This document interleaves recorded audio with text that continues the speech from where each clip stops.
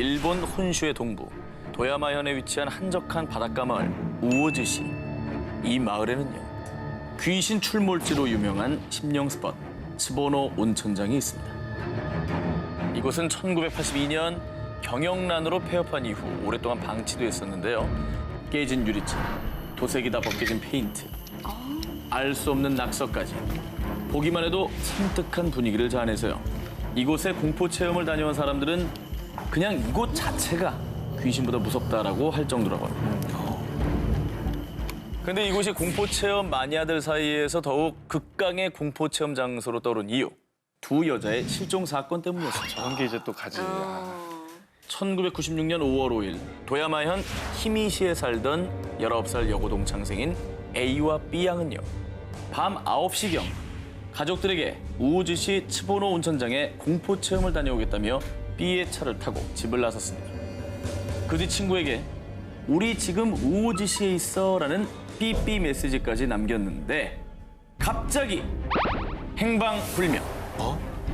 결국 가족들은 도야마현 경찰에 실종 신고를 했는데요. 경찰이 입수한 CCTV 자료에서는 사건 당일 밤 10시경 B의 승용차가 도야마현의 중심지인 도야마시와 나메리카와시를 거쳐 우오지시로 들어가는 것이 확인됐습니다. 정말 그럼 거길 가긴 갔네. 그렇죠. 네, 근데요. 그런데 말입니다. 그 뒤 경찰이 그 일대를 샅샅이 수색했으나 두 여성의 흔적을 전혀 찾을 수가 없었고요.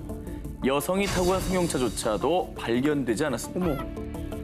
결국 이 두 여성의 실종 사건 이후 일본 일부 매체에서는요, 호쿠리쿠 지방에서 가장 무서운 심령 스팟이라 지칭, 더욱 범접할 수 없는 공포가 퍼졌습니다. 저럴 수 있어요. 얼마 뒤 츠보노 온천장 일대는 아예 외부인이 출입할 수 없게 철조망 작업을 했지만요, 지금까지도 모험심 강한 공포체험 마니아들이 이곳을 찾고 있다고 합니다. 당시 일본 대표 신문 일면까지 실리며 일본 사회를 발칵 뒤집은 두 여성의 증발 사건. 과연 두 여성은 어디로 사라진 걸까요? 경고, 이 앞은 죽은 자의 나라다. 이 글귀가 붙어있는 곳은 낭만적인 빛의 도시 파리. 그중에서도 남부의 당페르 로시로 광장, 그 지하에 은밀히 감춰진 카타콤. 카타콤의 총 길이는 이제 약 300km입니다. 그리고 이곳에 약 600만 구에 달하는 유골이 모여 있다고 해서 세계 최대 무덤으로 불리고 있습니다. 그런데 이곳을 두고 떠도는 한 미스터리. 정확한 통계는 없지만 19세기 이래 카타콤에서 실종된 사람은 수백, 아니 수천만 명. 실제로 카타콤에서 실종되는 사고가 연쇄적으로 발생하자 대부분을 철문으로 막았습니다. 하지만 일부 탐험가 혹은 담력을 키우려는 이들이 하수구 등을 통해서 비밀 출입구를 찾아 무단으로 침입하는 사건이 종종 발생. 그런데 이때 기괴한 경험을 하고 온 이들이 마치 뭐에 홀린 듯 이상한 형상을 봤어요. 나를 끌고 가려고 했어요. 라며 지옥문에 대한 괴담을 더욱 공포스럽게 만들었습니다.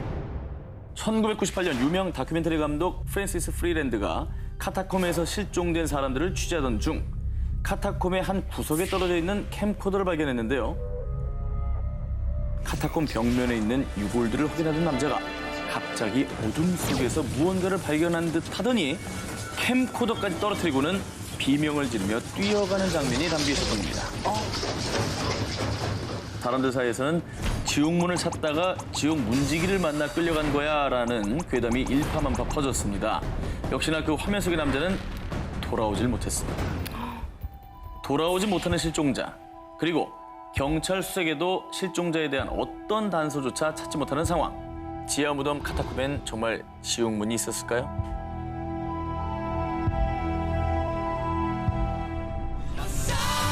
영국 유명 락밴드인 매닉 스트리트 프리처스. 90년대 영국을 휩쓸었던 브리팝 열풍의 주역이었습니다. 자, 그런데 1995년 2월 기타리스트 리치 제임스 에드워즈가 런던의 한 호텔에서 아침 7시에 체크아웃을 한 뒤 종적이 묘연해졌습니다. 결국 매니저는 실종 신고를 했고요. 곧바로 경찰은 수사에 착수했는데요. 그런데 2주 뒤 에드워즈의 차가 영국 사우스 글로스터셔 지역의 서번강 근처 한 정비소에서 발견되고 맙니다. 정비소는 뭐예요? 그런데 이 지역은 소위 자살 스팟으로 유명한 곳이었습니다. 자살한 거예요? 근데 자살했으면 차는 왜 또 거기 가 있어요? 그러게. 하지만 더 이상의 수사는 진전이 없었고요. 자살인지 아니면 또 실종인지 그 무엇도 밝혀지지 않은 채 그의 자취를 찾을 수 없게 된 겁니다. 한편 그를 두고 떠도는 무수한 소문들. 어딘가에서 자살했을 거야. 원래 정상이 아니었잖아. 사실 그는 평소 우울증을 앓으면서 폭력적인 성향까지 심했습니다. 리치 에드워즈는 음악 잡지 인터뷰 중 기자의 도발적인 질문에 갑자기 우리락은 진짜라며 면도칼로 자신의 팔에 어머. For Real을 새기기도 했습니다. 약간 좀 심리적으로 불안했구나.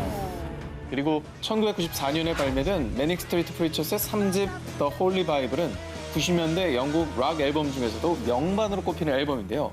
하지만 이 앨범으로 인기를 얻은 뒤 부담감과 압박감 때문에 크게 괴로워했다고 합니다. 충분히 자살을 할 만한 정황인 거잖아요. 그렇죠. 네, 그런 의심이 또 가능하겠죠. 자, 그런데 말입니다. 정말 자살이라고 단정짓긴 수상한 점이 한둘이 아닌데요. 리치는 실종 전 자신의 은행 계좌에서 2주 동안 420만 원을 인출한 기록이 있었고요.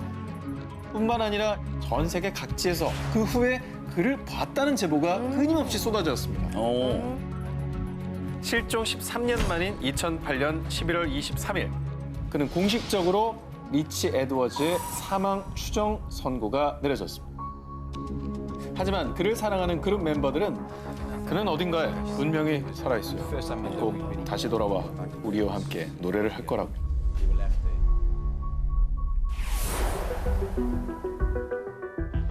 (1994년 10월에) 발생한 미국 전역을 뒤흔든 유괴 사건. 두 아들을 눈앞에서 잃은 엄마는 급기야 방송에 나와 눈물로 호소를 합니다. Whoever has my children, 말을 어렵게 that 이어가겠어요. they please bring them home. 자, 사건의 전말은 이렇습니다. 3살 된 마이클과 14개월 된 알렉스를 차에 태우고 교차로 빨간불에 멈춰서서 신호를 기다리고 있던 수전 스미스. 자, 그런데 갑자기 총을 든 흑인 남성들이 나타나 수전을 차에서 끌어내렸고요. 어린 두 아들이 타 있는 채로 차를 탈취해 갑니다. 자, 수잔은 곧바로 경찰에 신고했고요. 대대적인 수사가 진행됐는데요. 마침내 실종 9일 만에 두 아들을 찾게 됩니다. 다행이다.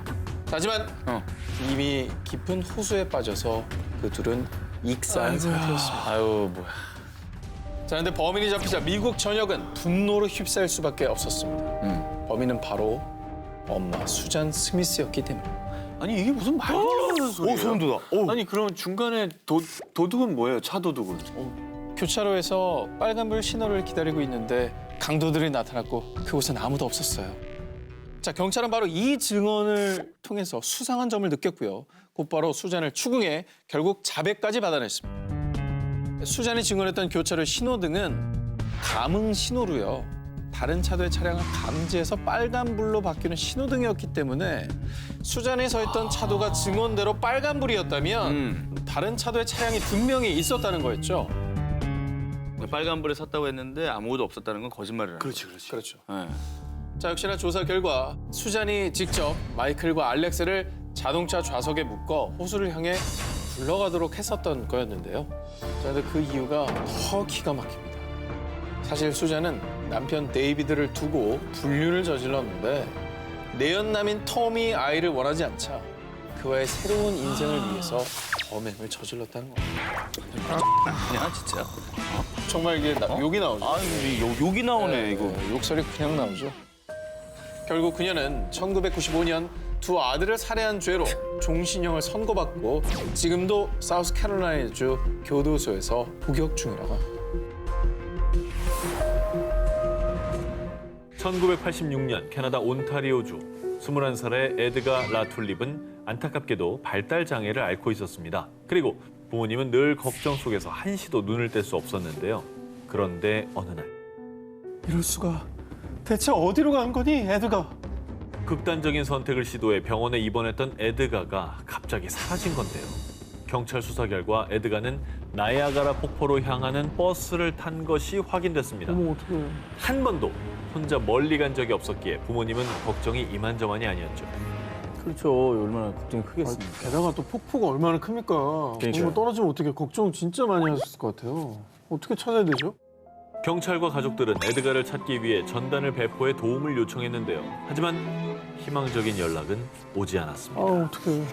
정말 한순간에 아들을 잃은 부모님은 절망에 빠졌고요. 아픈 아들이 혹여나 잘못된 것은 아닐까 걱정 속에 하루하루를 보냈죠. 진짜 매일매일이 지옥이셨을 것 같아요. 아들도 아프니까 더 걱정되지. 보살핌 받아야 되는데. 흔적도 없이 사라진 에드가 한 해 한 해 갈수록 가족들의 고통은 깊어갔고요. 그렇게 무려 30년이 흘렀습니다. 그런데 2016년 2월의 어느 날 엄마 실비아에게 다급히 걸려온 전화 한 통. 여기 경찰서인데요. 에드가 씨 보호자분 맞으시죠? 에드가 씨 찾았어요. 무려 30년 만에 에드가를 찾았다는 전화가 온 겁니다. 30년 만에? 30년 만에. 아니 그러면 지금까지 대체 어디에 계시다 이렇게 기적적으로 돌아오신 거예요? 이게 어떻게 된 일이냐? 30년 전 에드가가 나이아가라 폭포로 향하던 날 인근 도시 세인트 캐서린스에서 그만 발을 헛디뎌 넘어지는 사고가 발생. 그 충격으로 머리를 크게 다친 에드가는 그렇게 자신의 이름도 가족에 대한 기억도 전부 잃어버렸다고 합니다. 하지만 정말 다행히도 한 사회복지사의 도움으로 지금까지 잘 지내고 있었던 건데요. 정말 다행이네. 그런데 말이죠. 모든 기억을 잃은 채 살고 있던 어느 날 기억나. 기억난다고? 내 이름은 에드가 라툴립이고 내가 살던 곳은 온타리오주 키치너야. 아니 진짜 세상에 이런 일이네. 그래서 에드가의 생활을 돕던 사회복지사는 곧장 에드가 라툴립이라는 이름으로 미해결 실종 사건을 찾아봤고요. 같은 이름을 가진 실종자 전단을 발견했는데 그 사진 속 남성이 바로 에드가였죠. 사회복지사는 이 사실을 경찰에 알렸고요. DNA 대조 작업 결과 에드가와 가족들의 DNA와도 일치. 그렇지. 30년 만에 그토록 찾던 아들을 찾은 부모님은 미안함과 안도의 눈물을 흘렸다고 합니다. 다행이다. 그래도 가족들이 계속 희망의 끈을 놓지 않았던 덕분에 이렇게 기적 같은 일이 발생한 것 같아요. 그렇죠. 실종된 지 30년 만에 기적처럼 살아 돌아온 아들. 잃어버린 시간만큼 아니 그 몇 배로 가족 모두가 오래도록 행복하길 바랍니다. 집으로 돌아오죠 실종 19. 저 오기자의 1위 후보 기사들을 공개합니다. 자, 중국 쓰촨성의 한 택시를 운전하는 택시 운전사 왕밍칭은 늘 승객이 탈 때마다 전단을 건네는데요. 저 혹시 이렇게 생긴 사람 보시면 꼭 연락 좀 부탁드립니다. 바로 어릴 때 잃어버린 자신의 딸을 찾는다는 전단이었습니다. 1994년 당시 왕밍칭은 쓰촨성 청두에서 아내와 함께 과일 장사로 생계를 꾸리고 있었는데요. 우리 딸이 어디 갔지? 자, 그가 손님 응대를 하느라 3살 딸 치펑에게 잠깐 눈을 뗀 사이 순식간에 딸이 사라져버린 겁니다. 아이고야. 부부는 딸을 찾기 위해 곧바로 동네방네 찾아다녔지만 결국 찾을 수 없었는데요. 그렇게 21년의 세월만 무심히 흘러가 버렸는데요. 21년? 그렇습니다. 자, 그런데 혹시 내가 택시를 운전하면 언젠가 우리 딸을 만날 수 있지 않을까? 곧장 택시 운전사 일을 구한 아이고. 왕밍칭은 택시 후면 창에 실종 당시 어린 딸의 사진과 신상 정보를 담은 대형 포스터를 부착했고요. 또한 승객들이 손쉽게 볼 수 있도록 명함 크기의 전단을 제작해 택시 내부에 비치. 그러다 보니 이 안타까운 사연이 언론에도 보도가 되었고요. 그때 한 화가의 도움으로 현재 성인이 된 딸의 모습을 추정한 몽타주도 마련해 SNS에 사연과 이 몽타주까지 올려 같이 널리 퍼지게 됐죠. 그런데 2018년 한 여자가 그에게 연락을 해왔습니다. 잃어버리신 딸이 저인 것 같습니다. 그 여자의 정체는 27살의 여성 캉잉이었는데요. 그녀는 SNS를 통해 우연히 실종된 왕밍칭 딸의 현재 모습이 그려진 몽타주를 보게 되었는데 스스로도 깜짝 놀랄 정도로 자신과 똑 닮았다고 느낀 겁니다. 자, DNA 검사 결과 그녀는 아빠 왕밍칭이 24년 동안 애타게 찾아 헤매던 딸 치펑이 맞았습니다. 어떻게 지냈길래 그렇게 찾아도 못 찾았을까? 자, 그녀는 아빠 왕민칭이 과일 장사를 하던 쓰촨성 청도 길거리에서 미아가 된 뒤 그녀를 발견하게 된 한 부부. 자, 그러니까 지금의 부모님의 입양이 되었다고 합니다. 어머. 그런데요, 이게 무슨 운명의 장난인지 전국을 돌며 찾아 헤매던 딸이 자신이 살던 곳에서 불과 약 20km밖에 떨어지지 않은 인근 마을에 살고 있었던 겁니다. 더 미치겠다, 더 미치겠어. 아유. 3살이었던 딸은 어느새 두 자녀를 둔 엄마가 되어 있었는데요. 하하.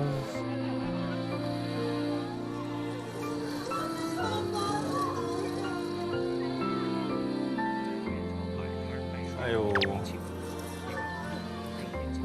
아, 아빠가 얼마나 진짜 신락 같은 희망 놓지 않고 그냥 그러신 거 아니에요. 아빠 왕민칭은 다시 만난 딸에게 이렇게 약속을 했다고 합니다. 우리 아가 이제부터 아무 걱정하지 마. 앞으로 아빠가 널 지켜줄 거야. 1988년 10월 중국 직장인 리징즈는 출장 중 다급한 전보 한 통을 받았는데요. 자, 바로 그녀의 하나뿐인 아들 마오인이 실종되었다는 겁니다. 너무 어리지 않아요? 자, 며칠이 지나도 아들의 행방을 찾을 수 없자 마오인의 엄마는 회사도 그만두고 오직 잃어버린 아들을 찾기 위해 지하철, 버스 정류장 등등 곳곳을 다니면서요. 제발 우리 아들을 찾아주세요. 지나가는 시민들에게 아들의 사진과 인상착의가 적힌 전단을 배포했습니다. 그리고 지역 신문, 실종 아동을 찾는 TV 프로그램까지 출연. 정말 아들을 찾기 위해 할 수 있는 모든 것을 다 했는데요. 하지만 안타깝게도 끝내 아들을 찾지는 못했죠. 자, 그렇게 울분과 통곡 속에 10년, 20년의 시간이 흘렀지만 야, 차마 아들이 입었던 옷도 아들이 좋아했던 자전거도 버릴 수 없었던 어머. 못 버리지. 이 웬일이야? 이게 생리별 아니에요 지금? 그렇습니다. 결국 심신이 지칠 대로 지친 엄마 리징즈가 병원에 입원을 하게 되었는데요. 이때 의사가 마음의 병을 치료하는 건 스스로에게 달렸습니다 라며 위로를 하자 엄마 리징즈는 한 가지 다짐을 하게 됐습니다. 비록 우리 아들을 찾지 못했지만 나처럼 힘들어하는 사람들을 도와주자. 마음의 병을 극복하기 위해 다른 실종 아동 가족들에게 도움의 손길을 내밀기 시작한 건데요. 세상. 13년 동안 묵묵히 실종 아동들을 찾기 위해 노력했고요. 그 노력들이 하늘에 닿아 29명의 실종 아동들이 가족과 재회를 할 수 있었다고 합니다. 아이고, 참 저러기 쉽지 않을 텐데 본인이 아픔이 있는 상태에서 자원봉사 저렇게 하셨네. 네. 자, 여러분, 그런데 말입니다. 아들이 실종된 지 무려 32년이 흐른 2020년 5월 그녀에게 찾아온 기적 같은 소식. 중국 공안은 지난 4월 1980년대 후반 산시성 시안에서 온 아이가 쓰촨성의 한 가정에 입양됐다라는 제보를 입수했는데요. 그런데 조사 결과 밝혀진 충격적인 사실. 당시 한 남성이 산시성 시안에서 2살 배기 아이를 납치한 뒤 한 부부에게 팔아넘겼던 겁니다. 그냥 저거. 자, 그리고 안면 인식 기술과 DNA 검사 결과 그는 엄마 리징즈가 32년 전 잃어버린 아들 마오인이라는 사실이 확인됐다고 합니다. 장장 32년 만에 이뤄진 가족 상봉. 아이고, 세상에 처음 본 거 아니에요? 너무 가슴이 아파요. 아, 자, 그리고요, 엄마 리징즈가 아들을 찾았다라는 소식을 들은 날이 우리나라의 어버이날과 같은 중국의 어머니의 날이었다고 합니다. 맞다. 이에 그녀는 내 생애 최고의 선물이라며 기뻐했는데요. 수년의 기다림 끝에 성사된 기적 같은 재회. 그 기적을 만든 건 부모의 위대한 사랑의 힘이 아닐까요? 그러면 오늘의 데스크 실종 아동 찾기 협회의 서기현 대표님을 영상으로 만나서 들어보겠습니다. 안녕하세요. 네, 안녕하세요. 안녕하세요. 네, 안녕하세요. 저희 오늘 기사에 대한 총평 부탁드리겠습니다. 실종 문제는 전 세계에서 심각하고 정말 인간이 감당할 수 없는 큰 고통입니다. 실종에 대한 경각심을 가지고 또 실종의 해결, 또 국민적 안전을 위해서 꼭 필요한 기사들이라고 생각합니다. 자, 그럼 오늘의 1위 기사 발표해 주시죠. 1위는 다음 주! 이게 말이 되는 거예요? 왜 저런 일을 하는 겁니까 진짜 이해가 안 되네. 인성 문제 있어? 자, 누구라고 특정은 하지 않겠습니다. 이쪽을 보게 돼요. 한 번만 더 보면 바로 죽일 거야, 알겠어? 1위는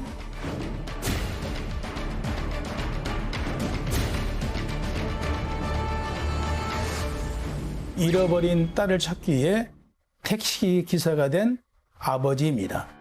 3살 때 실종된 아이를 찾기 위하여 무려 20년 동안 택시 운전을 하는 등 아버지의 노력 끝에 결국 기적적으로 아이를 만난 내용이 감동적이었습니다.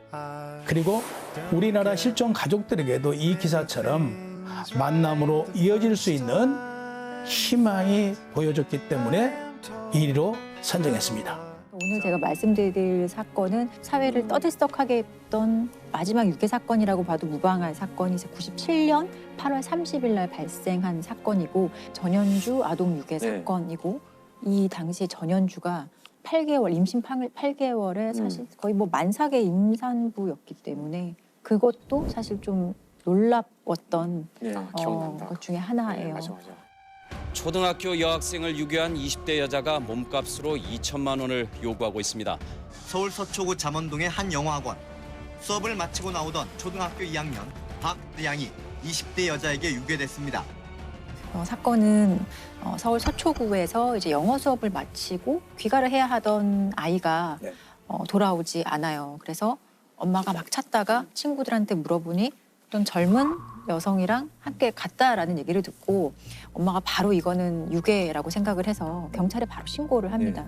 경찰에 신고를 하고 나서 이제 경찰들이 집에 찾아와서 그 뭐 전화기나 이런 데에 다 그 위치 추적할 수 있는 그런 장치들도 달고 일단은 이 유괴범의 전화가 오기를 기다리거든요. 그러니까 실종 3시간 만에 이제 첫 번째 전화가 옵니다.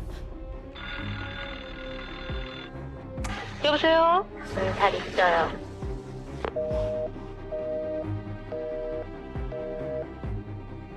첫 번째 전화는 너무 짧게 통화를 해서 그냥 아이는 잘 있다 요 정도로만 전화를 하고 말거든요. 그래서 통화 시간이 너무 짧아서 어디서 전화가 오는지 그 위치 추적을 그 경찰이 전혀 하지 못해요. 그리고 이게 다음 날 31일이 되어서 다시 한번 전화가 옵니다.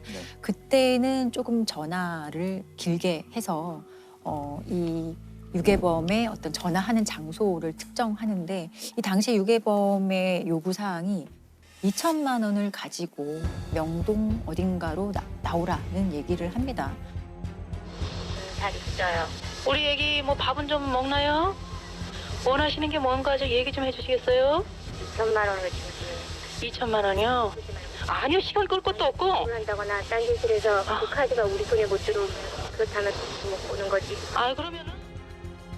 어디서 전화를 했는지 발신 추적을 했더니 명동에 있는 한 공중전화에서 발신 이력이 있다라고 해서 그 공중전화를 사실 거의 떼가서 거기에 있는 지문까지 채취를 하는 식으로 열심히 노력을 하거든요. 이 당시만 해도 아직 이게 공개 수사가 되기 전이에요. 그래서 사회적으로 사람들은 다 몰랐던 상황이고 그래서 이제 공중전화 인근에 있던 시민들에게 인상착의를 물었는데 시민들이 키가 작은 젊은 여성이었다 이런 얘기를 합니다.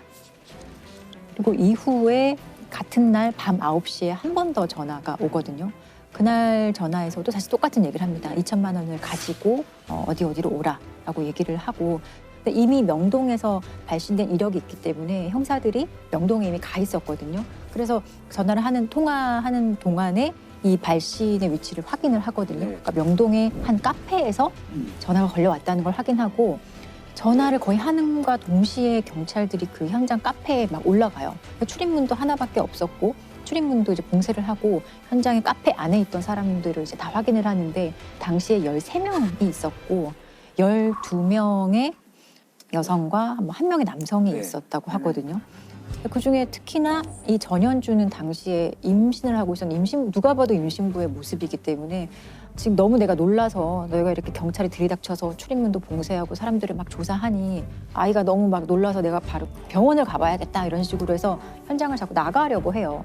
근데 막 사람들도 주변에서 임신부가 저러니까 내보내줘야 하는 거 아니야 라고 생각을 했고 경찰도 사실은 딱히 특별한 용의점이 없기 때문에 결국 이 임신부 여성의 그 지문만 채취하고 그냥 돌려보내줬고요. 나머지 현장에 있던 사람들도 간단한 신분 조회와 지문 채취만 한 후에 이제 그 카페에서 이제 나갈 수 있게 해줬습니다. 그렇게 좀 사건은 일단 종료가 되고 결국 범인 검거는 못한 거예요. 비공개 수사 기간 동안. 그래서 실종된 지 5일 만에 경찰이 이제 공개 수사로 전환을 하고 공개 수사로 전환을 하자마자 정말 전 국민적인 관심과 또 이 피해자가 살던 지역에서 거의 모든 동네 사람들이 나와서 막 찾고 또 인터뷰도 하고 각종 제보도 막 쏟아지기 시작을 하거든요. 어떻게 얘기하면서 애를 데려가든가요? 그 언니가 오면서요. 우리 좀 가서 여기 다니네 너도 다니냐 그랬어요. 쌍둥이 2명하고 웃으면서 이렇게 얘기하면서 엘리베이터 타는 걸 봤습니다. 수업이 끝난 뒤 학생들은 유괴 용의자의 수배 전단을 손에 쥐고 거리로 나섰습니다. 한편 서초 구민들도 내일 저녁 양을 찾기 위한 긴급 반상회를 개최하기로 했습니다. 그런데 계속 잡지 못하다가 한 9월 11일경에 어떤 중년 남성한테 전화가 와요. 네. 경찰에. 전현주의 아버지였어요. 그래서 왜 전화를 했는지 들어봤더니 전현주가 집에 며칠째 들어오지 않는다. 내 딸이 들어오지 않는데 내 딸 집 앞에 며칠째 계속 형사들이 좀 왔다 갔다 한다. 왜냐하면 그때 카페에서 있었던 그 안에 사실 범인이 있는 거잖아요. 현장에 그 13명에 대해서 경찰이 계속 확인을 좀 했던 거예요. 그래서 경찰이 이 협박했던 그 목소리가 있잖아요. 2천만 원을 달라라는 그 목소리를 들려주니 내 아버지가 내 딸이 맞다라고 했고 그리고 지문을 그 공중전화에서 채취한 지문과 전현주의 지문을 확인해보니 일치하는 것도 이제 경찰이 확인을 했어요. 그래서 전현주가 이제 범인으로 완전히 특정이 되고 결국에는 실종 14일째에 그 전현주는 신림동의 한 여관에서 체포가 됩니다. 아이는 어떻게 됐죠? 아이는 안타깝게도 유괴를 해간 당일에 이미 목 졸라 살해했던 걸로 밝혀졌어요. 이후에 집에 전화하면서 돈을 요구했을 때도 이미 아이는 세상에 없었던 상황이거든요. 오늘 검거된 방대한 유괴 용의자 중 한 명인 전현주 씨가 지금 서초경찰서로 압송되고 있습니다. 경찰은 전 씨가 일단 1,000여만 원의 카드비 때문에 신결동집이 차압당한 적이 있는 데다 지난 1일까지 값으로 껴있던 300여만 원의 카드빚을 갚지 못해 범행을 저지른 것으로 일단 보고 있습니다. 오늘 오후 12시 30분쯤 서울 사당동 51살 이모 씨의 2층 건물 지하실에서 방향은 싸늘한 시신으로 발견됐습니다. 양은 목이 졸려 숨진 듯 목지 위에 상처가 있었고 입과 코에는 청색 테이프가 붙여져 있었습니다. 아니 실종 14일째면은 흔히 말하는 골든타임을 놓친 거 아닌가요? 네, 실종 사건의 골든타임은 3시간이에요. 3시간 이내의 아이를 찾으면 생존 확률이 75%이지만 그 시간 안에 찾지 못하면 사실 사건도 장기화되고 아이가 살아있을 확률이 현저하게 확 떨어지는 거라고 하거든요. 이미 14일이라면 아동 유괴 사건에 있어서는 상당히 시간이 좀 지체가 된 거고 골든타임은 사실 놓친 거죠. 그렇지만 어머니는 바로 유괴임을 직감하고 경찰에 신고를 했지만 빨리 했는데. 예, 어머니의 빠른 대처에도 불구하고 저는 이 사건이 제대로 해결 안 된 것 같아서 더 마음이 아파요. 부모의 제보로 범인을 알았다라고도 되게 아이러니하네요. 그렇죠. 아버지조차도 이거는 용서받을 수 없는 범죄라고 판단을 했었던 거고 나중에 이 전현주의 진술서라든지 이런 거에 보면 아버지가 자살하라고 했다고 얘기가 되어 있어요. 아버지가 당시에 고위공직자였어요.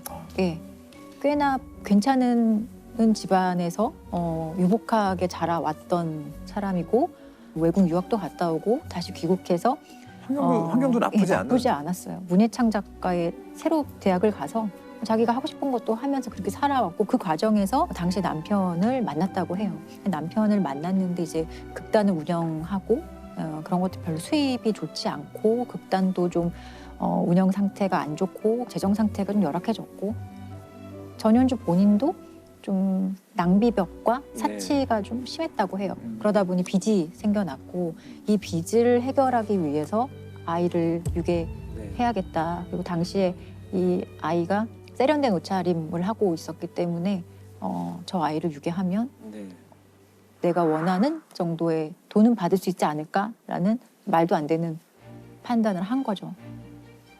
박 대양을 유괴 살해한 혐의로 사형이 구형됐던 전현주 피고인에게 법원이 무기징역을 선고했습니다.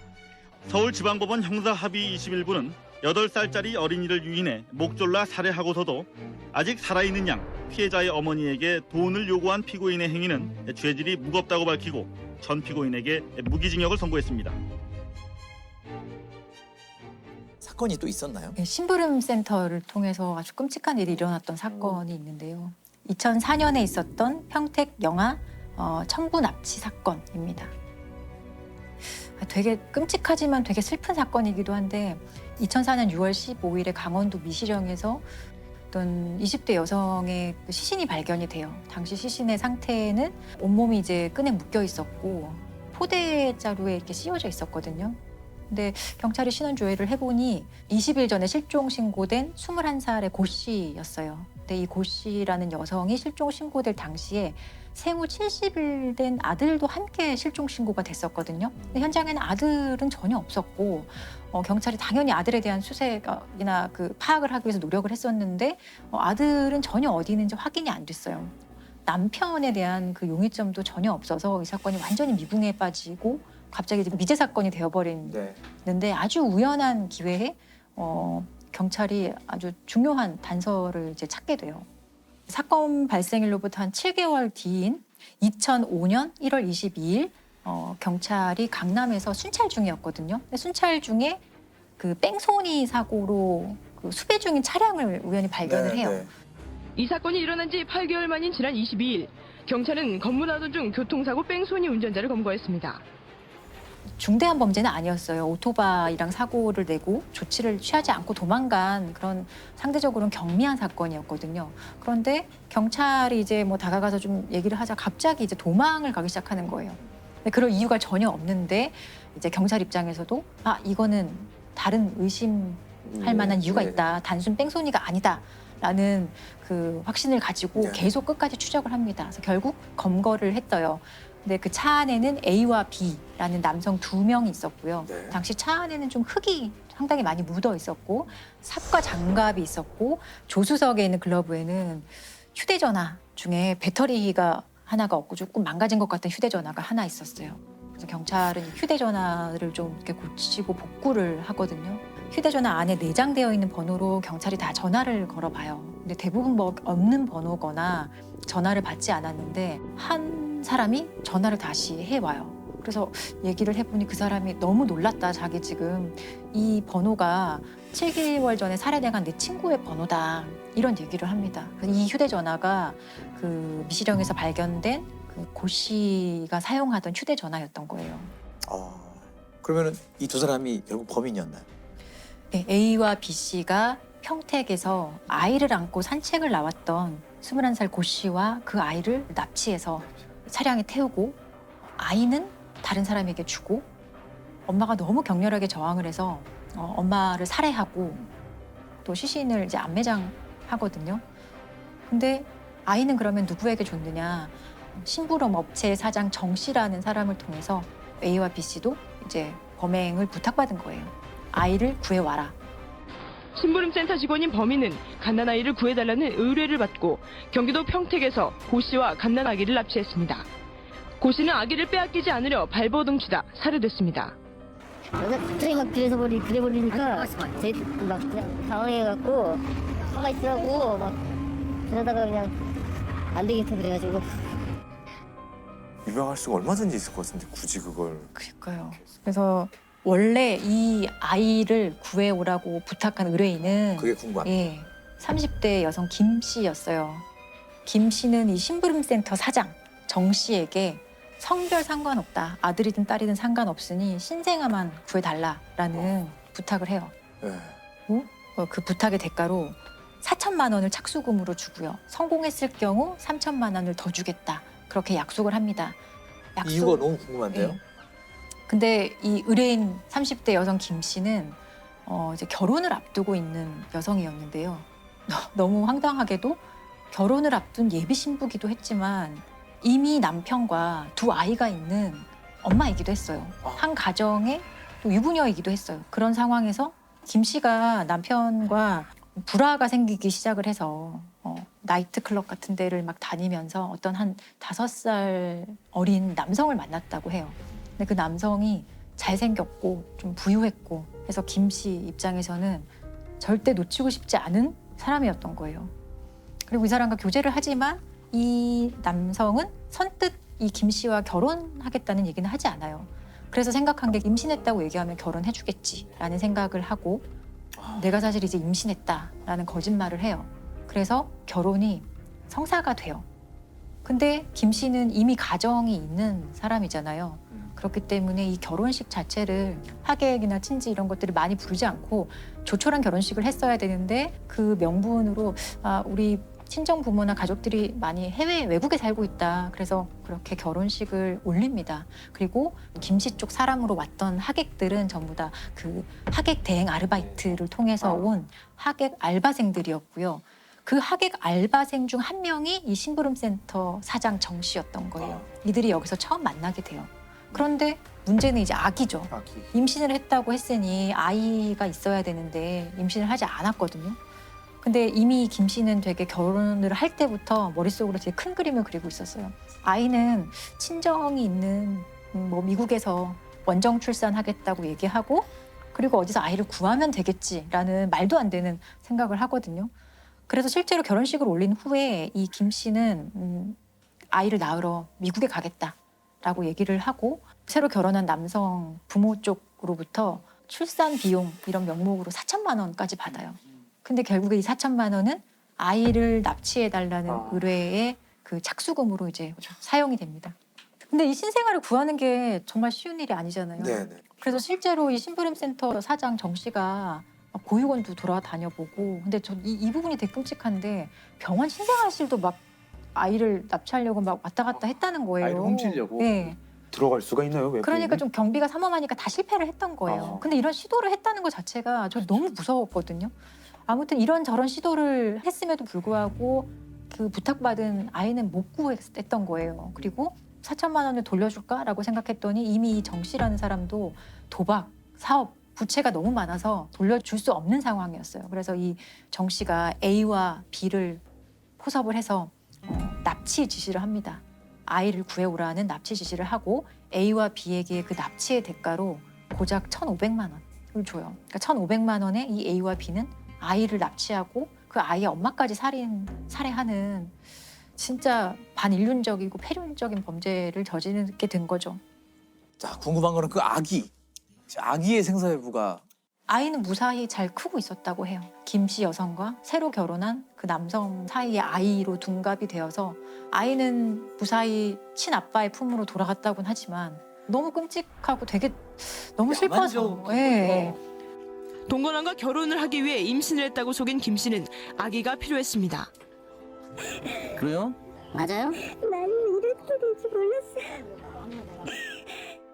못 키우는 아기를 낳아서 키울 수가 없는 그런 아이를 원했던 건데 이런 거를 원했던 건 아니에요. 사실 한 번에 세 가정을 지금 무너뜨린 그럼요. 거잖아요. 예, 그 죽은 엄마도 너무 안 됐고 또 이 김 씨에게 속은 다른 가족들도 그렇죠, 양쪽 다.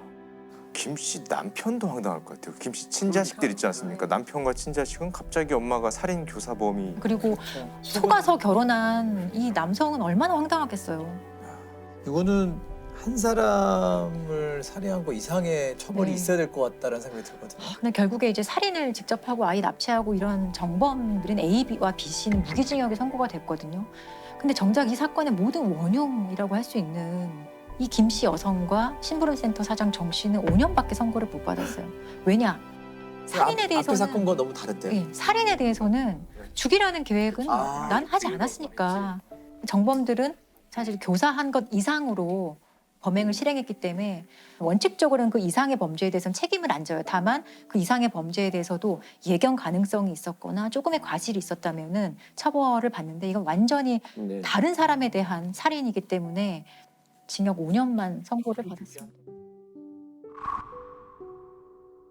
그래서 판사가 선고를 하면서 외양만의 행복을 쫓는 가치관이 전도된 여자와 돈이면 무엇이든지 한다는 인간성이 마비된 남자의 비극적 만남이 아기를 출산한 기쁨으로 가득한 한 평범하고 행복한 가정의 어머니와 아이를 영원히 갈라놓는 폐륜적 납치와 살인을 불러왔다라고 좀 이 부분을 밝힙니다. 강하게 밝힙니다. 피고들이 다 보면 결국 돈이에요. 이 김 씨도 결국은 돈 때문에 그 집에 시집 가고 싶었던 거고, 그리고 이 심부름센터의 이 두 사람도 돈이고, 다 돈이네요. 돈만 주면 어떤 뭐 강력 범죄, 뭐 아주 반사회적인 범죄도 선택한다라는 그런 생각이 좀 만연하기 전에 이런 식의 범죄가 잘 일어나지 않게끔 그런 좀 법률적인 정비도 있어야 되겠고, 우리의 어떤 의식 구조도 좀 변화할 필요가 있을 것 같습니다. 2007년 소위 탐험 전문가라는 러시아 대통령 푸틴도 논란 이곳. 자, 이곳은요, 러시아의 21개 공화국 중에 투바 공화국에 위치한 폴바진이라는 섬입니다. 그런데 섬의 위치부터 지형까지 여간 예사롭지가 않습니다. 거대한 호수 한가운데 위치한 섬 폴바진은요, 직사각형으로 섬 전체가 마치 미로 같은 형태를 띠고 있습니다. 누군가 인공적으로 만든 듯한 이 섬의 모습을 보고 푸틴 대통령도 무척이나 놀랐다고 합니다. 그 이유가 이곳이 대체 언제 만들어졌는지, 혹은 어떤 곳이었는지 추측만이 난무할 뿐 그 어떤 것도 밝혀진 게 없기 때문이죠. 저건 확실히 누가 만든 거네요. 폴바진은 1891년 러시아인의 지배를 받던 카자흐인들에 의해 발견된 이후 현재까지도 그 정체가 미스테리한 채로 미궁에 빠져 있습니다. 그런데 2008년 폴바진 섬을 연구하던 영국의 모 대학교 고고학과의 하인리 교수에 따르면요, 이 섬에 남아있는 흔적이 고대 중국의 건축물과 매우 흡사하다고 합니다. 특히 베이징에 있는 자금성을 축소해 놓은 듯한 모습이라고 합니다. 폴바진은 크게 보면 성벽과 성벽으로 둘러싸인 공간의 안뜰, 자, 이렇게 두 개의 구역으로 나뉘는데요. 자금성 역시 거대한 안뜰이 있는 형태고요. 자, 그리고 폴바진에서 발견된 정말 놀라운 한서 하나, 바로 용이 조각되어 있는 점토 타일. 용은 중국인데. 진짜 중국이네. 자금성의 중심 건물인 태화전에서도 용 조각상, 용 그림 등을 만날 수가 있는데요. 아, 그럼 저희가 무슨 중국과 무슨 교류가 있었다는 거예요? 아니면 뭐 중국 사람들이 가서 지었다는 거예요? 뭐 그것이 정말 초자연적인 미스터리입니다. 폴바진은 약 1300년 전인 서기 744년에서 840년쯤 위구르 제국의 투르크계 유목민족들이 지은 것으로 추정이 되는데요. 중국의 자금성은 폴바진이 지어진 지 약 700년 뒤인 1420년에 완성된 거라고 합니다. 신기하다.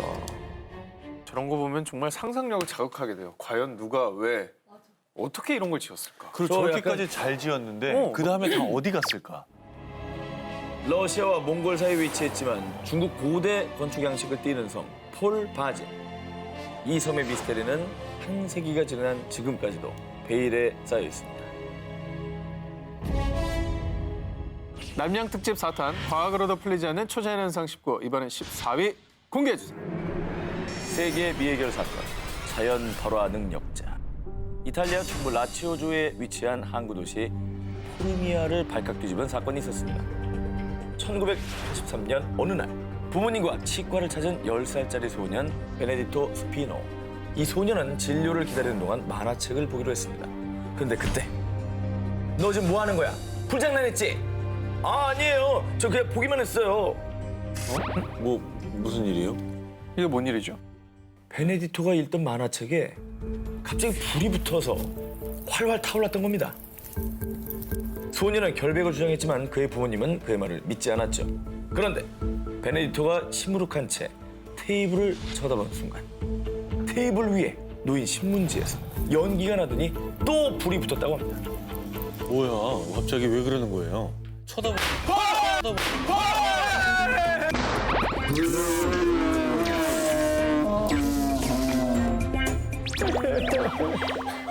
야, 진짜 3주를 아무것도 안 하더니 오늘 다 터뜨리는구나. 야, 너는 아까 살펴보더니 뭐 한 거야? 나 이거 들고 갈래. 자, 이후에 베네디토에게는 정말 믿을 수 없는 일들이 벌어지기 시작합니다. 삼촌이 플라스틱 막대기를 들고 있었는데 베네디토가 쳐다보자마자 녹아버리거나 심지어 잠을 자다가도 갑자기 침대에 불이 붙어서 화상을 입기까지 제어할 수 없는 발화 능력에 스스로 공포감에 휩싸인 베네디토. 이게 진짜 가능한 일이에요, 이게? 자, 인체 자연 발화를 연구한 영국의 생물학자 브라이언 포드 교수에 따르면요, 일명 심지 효과를 원인으로 본다고 합니다. 작은 불씨가 피부를 태우기 시작해 몸의 지방과 만나면 이 지방이 연료가 돼서 마치 촛불이 타는 듯 계속 타들어간다는 가설입니다. 하지만 베네디토는 자신의 신체가 아닌 다른 사물을 태우는 능력이니 또 다른 초자연 현상으로 볼 수 있을 것 같습니다. 그 뒤 현재까지도 베네디토의 자연 발화 능력은 과학적으로 규명되지 않고 있는 상황입니다. 남양 특집 4탄 과학으로도 풀리지 않는 초자연상 19 13위 공개합니다. 모모를 낳는 엄지발가락. 말레이시아 서남부의 도시 두리안 텅갈에 사는 23살의 평범한 여성 시티 수하나. 어느 날 왼쪽 발가락 발톱이 빠질 것처럼 아프더니 몸에서 열까지 펄펄 끓었습니다. 어머. 그런데 다음 날 아침 정말 믿을 수 없는 광경에 그녀와 가족들은 큰 충격에 빠졌는데요. 놀랍게도 아팠던 왼발 근처에 크리스털같이 투명한 구슬들이 놓여 있던 겁니다. 진짜? 말도 안 돼. 헐. 그녀의 어머니는 왼쪽 발가락에 발톱이 살짝 들렸고 그 사이에서 무언가 굴러나오는 걸 봤어요. 지금 발가락에서 보석이 나왔다. 뭐 이런 거잖아요. 그 전날 끼워놓은 거 아닙니까? 발가락에서 구슬이 나왔다는 건데 믿음이 안 그리고 간다는 이 현상은 무려 수개월간 지속됐습니다. 그 구슬들은 투명한 것부터 분홍색, 초록색 이렇게 색도 또 크기도 다양했습니다. 그 뒤에도 계속해서 발가락에서 구슬이 나오자 결국 시티 수하나와 어머니는 2007년 1월 모 병원의 외과를 찾았습니다. 병원에서 왼쪽 발에 엑스레이를 찍고 피 검사도 했지만 별다른 특이점은 발견되지 않았다는데요. 한편 말레이시아 국립의과대학 존 폴 교수의 소견으로는 관절 부위에 염증을 일으키는 통풍이 아닐까 생각했다고 합니다. 하지만 통풍일 경우에는 염증이 구슬 형태가 아닌 보통은 흰 고름 형태라고 하는데요. 그러니까 이게 통풍이라고 보기도 좀 힘든 거죠. 아니 그러면 뭐 통풍도 아니고 이 구슬의 정체 그 뭐 이렇게 잘라서 아니면 현미경 같은 걸로 좀 분석은 했어요? 이 여자분의 상태에 관해서 좀 더 이제 상황을 설명드리면 결국 병원에서 받은 검사로는 시티 수하나의 증세를 의학적으로 설명하긴 불가능했고요. 또 그녀의 발에서 나온 구슬 성분도 확인이 불가능했다고 합니다. 그러니까 인위적으로 껴놓은 게 아닌 거죠. 인위적으로 껴놨으면 그 성분이 뭔지 왜 모르겠어요. 아, 인체 DNA도 없다? 그럼. 신기하다. 전혀 성분을 알 수가 없는 거죠. 과학적으로 밝혀지지 않은 보석 발가락의 소유자. 그녀의 초자연적인 능력은 과연 어떻게 설명할 수 있을까요? 남양 특집 4탄 과학으로도 풀리지 않는 초자연 현상 19, 12위입니다. 당신은 환생을 믿으십니까? 죽은 사람이 다시 태어나는 것을 일컫는 환생. 티베트 불교에서는 위대한 스승 라마가 제자와 중생들을 구제하기 위해 계속 환생한다고 믿고 있는데요. 그래서 라마의 제자들이 환생자를 일컫는 린포체를 찾는 게 오랜 전통 중에 하나라고 합니다. 그리고 네팔 후판사원의 수도승 텐진 조파도 그 중에 한 명인데요. 2001년 10월 그는 자신이 모시던 스승 게셰 라마 콘촉이 세상을 떠나자 스승의 환생자를 찾기 위해 그 고된 여행길에 오릅니다. 그렇게 1년 또 2년이 지나 4년째가 되던 2005년 찾았습니다. 드디어 제가 스승님을 찾았습니다. 그가 스승이 생전에 수행했던 초액항 마을에서 스승의 환생자를 찾은 것입니다. 그가 찾은 이는 3살 꼬마 텐진 응오드로. 근데 저 꼬마한테 그럼 스승님 이러고 머리를 조아릴 거예요? 텐진 조파가 한 채 의심도 없이 이 꼬마를 스승의 환생자로 믿은 이유. 스승이 세상을 떠나기 전에 알려준 환생자 아버지 이름의 첫 글자와 소년의 아버지 이름 첫 자가 일치하는 것은 물론이고요. 이 마을에는 과거 스승이 직접 심은 나무가 있었는데 텐진 응오드룹이 매일 아침 이 나무에 정성스레 물을 줬다고 합니다. 첫 글자 같은 거는 사실은 이름에 쓰는 글자들이 또 뭐 석도 있고 뭐 현도 있고 뭐 진 이런 거 많잖아요. 그런 어떤 우연들이 좀 겹쳐서 이런 게 좀 발생한 게 아니었을까요? 그래서 이 꼬마가 정말 스승의 환생자인지 확인하기 위한 테스트를 진행해봤습니다. 그래, 테스트 해보자. 네가 그러면 전생에 쓰던 걸 골라봐. 물어봤습니다. 그런데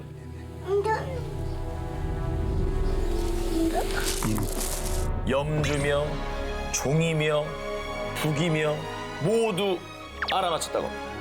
결국 이 테스트를 모두 통과한 텐진 응모드룹은 달라이라마에게 환생자로 공인을 받게 됐습니다. 그리고 이후에 사원에서 교육을 받으며 생활하게 됐다고 합니다. 전생을 기억하는 소년들, 그리고 환생. 과연 정말로 환생은 이 현세에 존재하는 걸까요? 자, 남양 특집 제4탄 과학으로 풀리지 않는 초자연 현상 19, 11위로 갑니다. 미국 초자연 포털 세도나 스타게이트. 볼텍스, 우리말로 소용돌이를 의미합니다. 그런데 서양에서는 또 다른 뜻으로도 쓰이기도 한다고 합니다. 바로 지구상에서 강력한 전자기파 에너지가 소용돌이처럼 휘몰아치는 특정 지점을 말한다고 합니다. 그런데 세계 각국의 초자연 전문가들에 따르면 이 특정 지점이 전 세계 통틀어 21곳이 있다고 하는데요. 그 중에서도 무려 4개의 볼텍스가 모여있는 곳이 미국 애리조나주에 위치한 산악지대 세도나.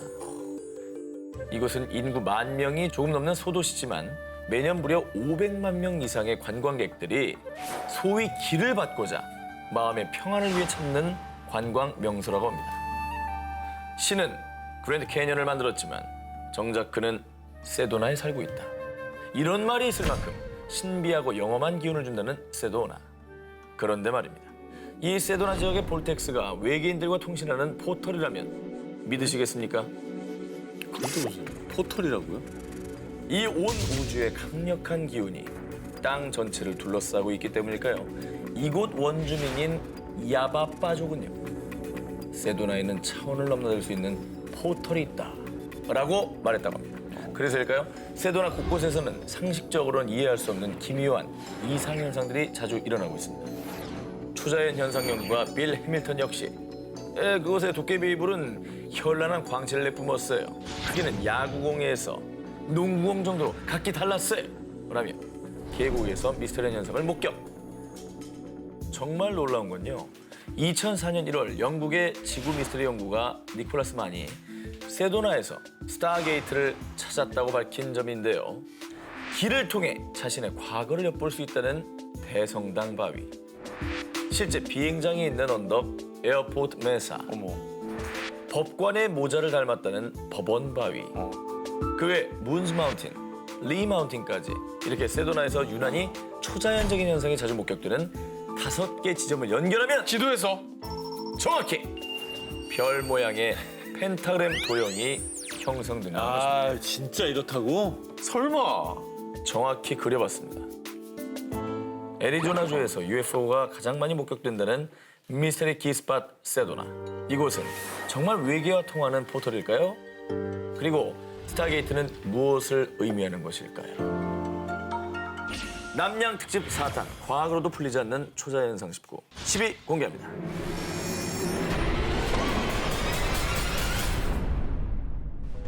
지난 1967년 5월 캐나다의 한 병원을 찾은 스테판 미할락. 그런데 이 남자의 복부에 난 화상 자국은 너무나도 이상했습니다. 이 화상 자국보다 더 미스터리한 건요. 수많은 의사에게 진단을 받았지만 그 누구도 이게 어떤 것 때문인지 그 원인을 밝히지 못했다는 겁니다. 평소 지질 조사가 취미였던 스테판은 매니토바주 남쪽에 있는 팔콘 호수를 산책하면서 광물을 찾고 있었는데요. 그런데 그때 갑자기 스테판은 상공 약 45m 높이에서 붉은 빛을 내는 타원형의 기체 2대를 목격합니다. 그리고 그중 한 대는 갑자기 회색으로 변하더니 그대로 착륙했습니다. 처음 보는 비행기에 호기심이 발동한 스테판. 우와, 미국에서 만든 새로운 군사항공기인가? 멋진데? 스테판은 너무나 신기해서 기체에 손을 슬쩍 댔는데 기체의 격자무늬 배기관에서 가스가 방출되면서 그대로 이륙. 바로 그때 배기관 가스를 정통으로 맞은 스테판은 뒤로 내팽개쳐졌고요. 복부 화상을 입은 거라고 합니다. 스테판이 목격한 기체를 그림으로 그린 겁니다. 딱 뭐 일반적인 비행 접시 모습이죠. 근데 뭐 저 정도는 우리도 그릴 수 있잖아요. 한편 그가 미스터리한 비행 물체를 목격했다는 소식이 알려지자 정부, 언론사 측에서 몰려들었고요.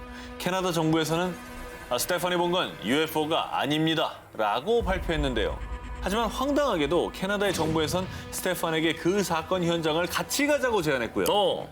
그 지역의 토양 조사도 시행했는데 그곳에만 방사능 수치가 월등히 높았다고 합니다. 요건 이상하네.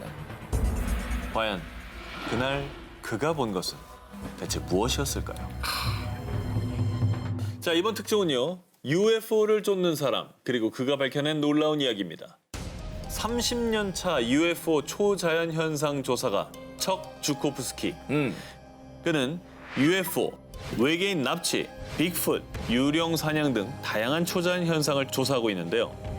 그런데 2006년 척 주코프스키는 갑자기 놀라운 이론을 제기합니다. 그가 조사한 약 1000건의 초자연 현상 사건 중 무려 200여 건의 사건에 해당하는 이론인데요. 첫 번째, 일반인 출입 금지 구역, 미국 네바다주의 51구역. 그리고 두 번째는 미국 뉴멕시코주의 비밀 지하시설 덜스 기지. 또 지난 70년 동안 미국에서 10,000마리의 가축들이 피 한 방울 흘리지 않은 채 폐사한 사건도 있었는데요. 이상하다. 척 주코프스키의 말에 따르면요. 이런 미스터리한 가축 훼손 사건이 발생하면 24시간 이내 그 주위에서 UFO가 목격됐다고 합니다. 그래서 지금껏 알려진 초자연 현상 지역들을 지도에 표시해 봤더니 무려 200건의 사건이 모두 위도 37도 인근에서 발생. 저거를 일명 초자연 현상 고속도로라고 부릅니다. 그는 유독 초자연 현상이 37도에서 일어나는 이유를 이렇게 설명합니다. 위도 37도에는 외계인들이 지구로 드나들 수 있는 길이 있어요. 다시 말해 UFO의 주요 도로가 바로 위도 37도에 있는 거죠. 그런데 여기서 더 소름 돋는 사실은요. 우리나라 서울의 위도가 몇 도인지 아십니까? 바로 37.5도.